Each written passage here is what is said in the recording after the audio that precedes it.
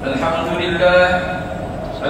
لله القائل واعتصموا بحبل الله جميعا ولا تفرقوا واذكروا نعمة الله عليكم إذ كنتم أعداء فألف بين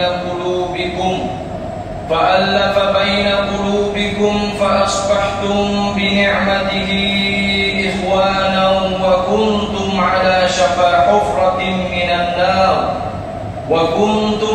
شفا حفرة من النار فأنقذكم منها كذلك يبين الله لكم آياته لعلكم تهتدون أشهد أن لا إله إلا الله وحده لا شريك له وأشهد أن محمدا عبده ورسوله اللهم صل وسلم على سيدنا محمد وعلى آله وأصحابه أجمعين أما بعد فيا عباد الله اتقوا الله أوصيكم وإياي بتقوى الله فقد فاز المتقون قال الله تعالى في كتابه العزيز يا أيها الذين آمنوا أطيعوا الله وأطيعوا الرسول وأولي الأمر منكم فإن تنازعتم في شيء فردوه إلى الله والرسول إن كنتم تؤمنون بالله واليوم الآخر ذلك خير وأحسن تأويلا. Maksudnya, wahai orang yang beriman, taatlah kamu kepada Allah dan taatlah kamu kepada Rasulullah dan kepada ulil amr, yaitu orang yang berkuasa daripada kalangan kamu.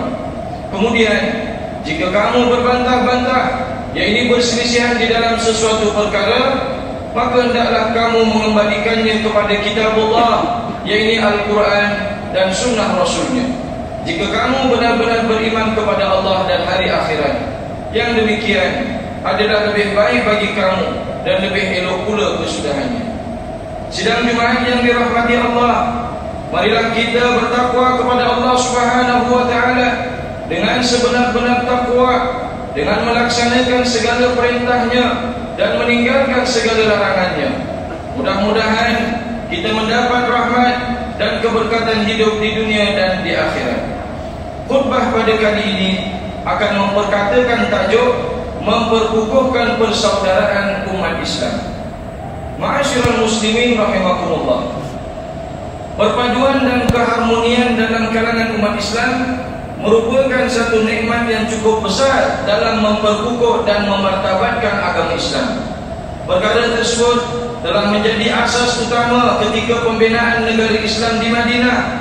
Hal ini boleh dilihat dalam catatan sejarah Islam bagaimana Rasulullah SAW telah mempersaudarakan kaum Muhajirin dan Ansar dalam membina kesatuan umat Islam yang cukup erat. Peristiwa ini merupakan panduan yang cukup jelas kepada kita bahawa penyatuan dan persaudaraan sesama umat Islam adalah tunjang kekuatan umat Islam. Sebarang bentuk perpecahan hendaklah dielakkan kerana perkara itu akan menjadikan umat Islam semakin lemah yang akhirnya akan menyebabkan agama Islam akan dipandang rendah dan tidak lagi berdiri sebagai agama yang sumul.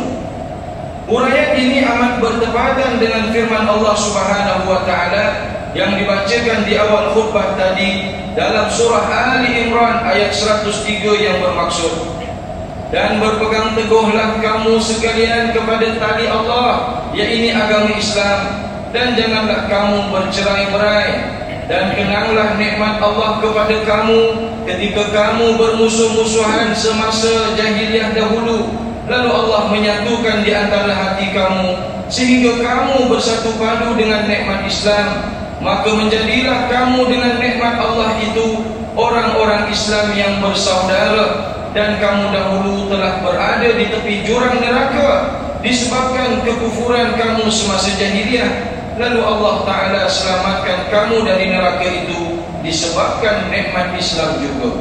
Demikianlah Allah menjelaskan kepada kamu ayat-ayat keterangannya supaya kamu mendapat petunjuk hidayahnya. Ma'asyiral muslimin rahimakumullah. Mutaakhir ini, perpaduan dalam kalangan umat Islam semakin mula menampakkan bibit-bibit perpecahannya. Ianya semakin terhakis sedikit demi sedikit dalam kehidupan masyarakat kita hari ini. Isu politik, perkauman, keagamaan dan pelbagai lagi telah mula diperbesar dan diserlahkan bagi mencetuskan perbalahan dan perpecahan dalam kalangan umat Islam. Ikatan silaturahim dan ukhuwah semakin kuat, bahkan sifat mementingkan diri sendiri pula semakin menebal dalam kalangan umat Islam. Akibat perpecahan yang berlaku ini telah membawa keburukan kepada umat Islam. Sifat kebencian sesama manusia seperti menabur fitnah, mencaci, mengumpat, tidak menghormati pandangan orang lain, buruk sangka dan pelbagai lagi sudah mula menjadi budaya dalam masyarakat. Sedangkan Islam mengajarkan agar umatnya sentiasa memelihara hubungan silaturahim sesama manusia. Dalam sebuah hadis yang diriwayatkan oleh Imam Muslim daripada Sayyidina Abu Hurairah radhiyallahu anhu, bahwasanya Rasulullah sallallahu alaihi wasallam bersabda, yang bermaksud sesungguhnya pintu-pintu syurga dibuka pada hari Isnin dan Khamis.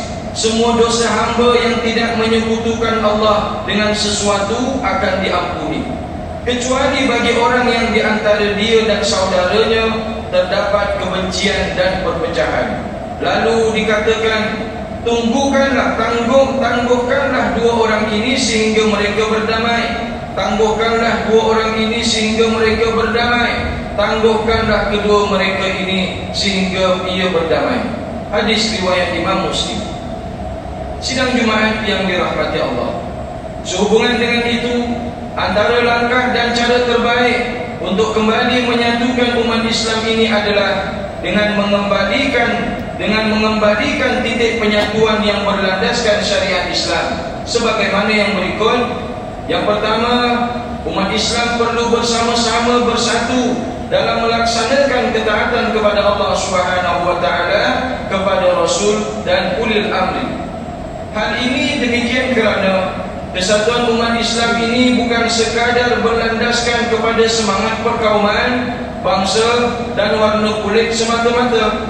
Akan tetapi kesatuan ini hendaklah diperkukuh berlandaskan pegangan tauhid dan keimanan kepada Allah Subhanahu wa taala dan Rasulullah sallallahu alaihi wasallam. Kedua, umat Islam juga hendaklah sentiasa melaksanakan ketaatan kepada ulil amri, kerana perkara tersebut adalah merupakan satu kewajipan dan merupakan ketaatan peringkat ketiga selepas ketaatan kepada Allah Ta'ala dan Rasulullah sallallahu alaihi wasallam.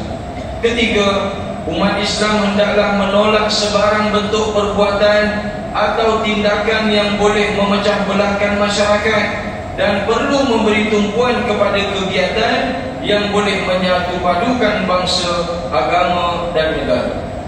Asas-asas ini hendaklah sentiasa dijaga dan dipelihara, kerana perkara ini merupakan kunci kepada perpaduan sebenarnya. Sekiranya asas ini tidak dijaga, pasti ianya boleh membawa kepada perpecahan dan akan menyebabkan hilangnya rahmat serta nikmat daripada Allah Subhanahu wa taala.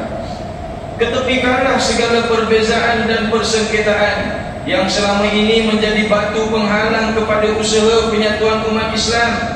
Cukuplah kerugian dan kesengsaraan yang ditanggung oleh umat Islam sebagai akibat dan kesan daripada perpecahan yang berlaku.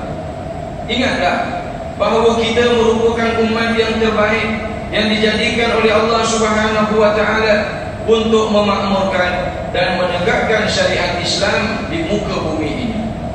Sidang Jumaat yang dirahmati Allah, sebagai rumusan untuk mengakhiri khutbah pada kali ini, mimbar ingin menyeru para jemaah sekalian, marilah kita bersama-sama memperkukuh perpaduan dalam kalangan umat Islam dengan kembali kepada ajaran Islam yang sebenar dan sentiasa berhati-hati dengan sebarang bentuk kegiatan yang boleh menyebabkan perpecahan dalam kalangan umat Islam. Sesungguhnya kemakmuran dan keamanan yang dinikmati pada hari ini adalah salah satu nikmat Allah Subhanahu wa taala yang dicapai menerusi perpaduan dan keharmonian hidup dalam kalangan umat Islam. Nikmat-nikmat ini mestilah dipelihara dan dijaga supaya ianya terus kekal dan dapat diwarisi oleh golongan yang akan datang. Mudah-mudahan berkat penyatuan ini akan memberikan manfaat besar buat kita umat Islam khususnya dan seluruh alam ini amnya.